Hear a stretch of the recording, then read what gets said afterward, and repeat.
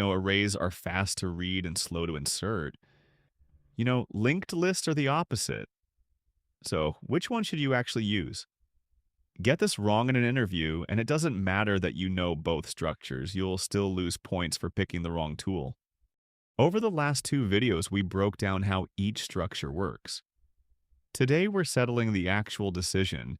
When does each one win? Using real scenarios instead of abstract rules, so you can answer this confidently the moment it comes up. Before anything else, ask this. Does your code read by position more often, or insert and delete more often? That single question eliminates most of the guesswork. Frequent reads by index favor arrays. Frequent insertions and deletions favor linked lists.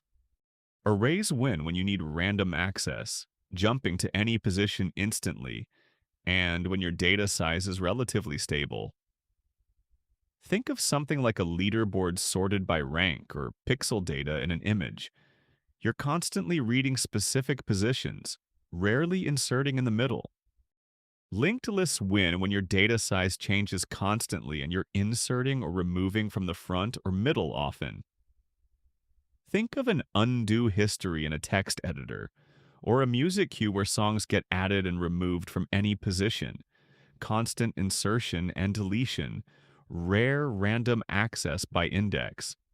Arrays use less memory per element, since there's no pointer overhead. And their consecutive layout plays nicely with how modern CPUs cache memory, making array operations often faster in practice, even at the same big O. Linked lists use extra memory for pointers, and can be slower in practice due to scattered memory access, even when the big O looks identical. In an interview, don't just say, "I'd use a linked list here." Say why, name the operation that's frequent, and name the big O cost that operation has in each structure. That's the difference between reciting a fact and demonstrating you actually understand the trade-off. Here's the mistake that quietly kills interview answers: treating this as a memorized rule instead of a real trade-off. Some candidates default to linked list every time they hear insertion, without checking if random access is also needed.